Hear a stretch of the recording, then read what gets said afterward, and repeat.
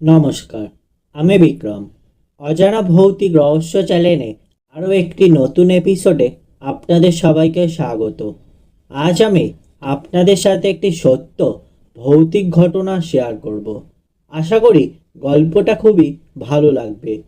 এই রকম সত্য ভৌতিক ঘটনা শোনার জন্য অবশ্যই চ্যানেলটা সাবস্ক্রাইব করে দেবেন। ঘটনাটি ঘটেছিল নওগাঁ শহরের একটি রাস্তায়। তখন রাত প্রায় 2টা বাজে। এই ঘটনাটির শিকার একজন সিএনজি চালক। তার নাম ছিল হাবিব। হাবিব তখন তার সিএনজি নিয়ে বাসায় ফিরছিল। সে রাস্তায় হঠাৎ দেখল দুজন মধ্যবয়স্ক হুজুর ধরনের ব্যক্তি তাকে সিএনজি থামানোর জন্য অনুরোধ করছে। তা দেখে সে থামল এবং একজন হুজুর তার সাথে কথা বলল। ভাই, আমরা খুব বিপদে পড়েছি। হাবিব তখন বলল, আপনাদের কি হয়েছে জানতে পারি? তখন একজন বলল, সামনে আমাদের একটি বন্ধুর লাশ দাঁড়িয়ে আছে। ওই লাশটাকে নিয়ে আমাদের সামনের গ্রামে যেতে হবে। তুমি কি আমাদের পৌঁছে দিতে পারবে? হাবিব কিছুক্ষণ ভাবল। তার মাঝে ওনাদের জন্য দয়া হলো।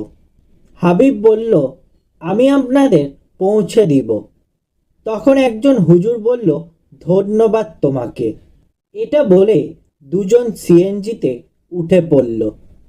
কিছুটা দূরে যেতেই হাবিব দেখল আর একজন হুজুর লাশ নিয়ে দাঁড়িয়ে আছে।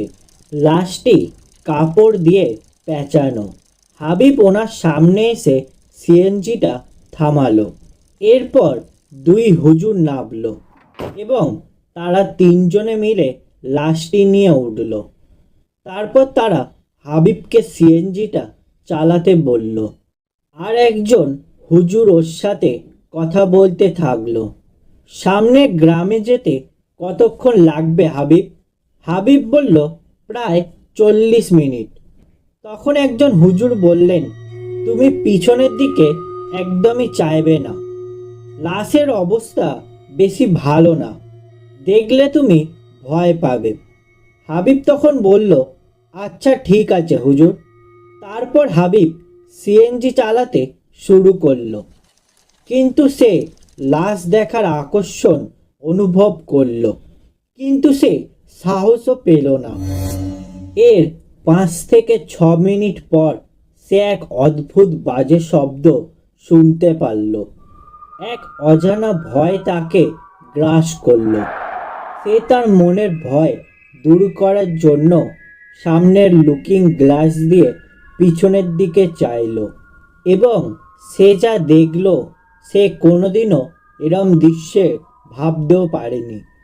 সে দেখল 3 হুজুর মিলে লাশটিকে শকুনের মতো ছিঁড়ে ছিঁড়ে খাচ্ছে।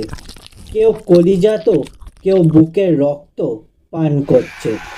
তা দেখে সে চিৎকার দিয়েই অজ্ঞান হয়ে গেল। যখন তার জ্ঞান ফিরল তখন সে হাসপাতালে ভর্তি। তার সারা শরীরে ব্যান্ডেজ করা। তাকে সকালে রাস্তার পাশে একটি খাল থেকে উদ্ধার করা হয়। এখন সে সুস্থ আছে। কিন্তু ওই দিনের ঘটনার পর থেকে আজও সে সন্ধ্যার পর আর সিএনজি নিয়ে বের হয় না। তাকে আজও ওই দিনের ঘটনা তাড়া দিয়ে বেড়ায়। এই ছিল আজকের সত্য ভৌতিক ঘটনা। গল্পটা ভালো লেগে থাকলে লাইক, শেয়ার ও কমেন্ট করে দেবেন।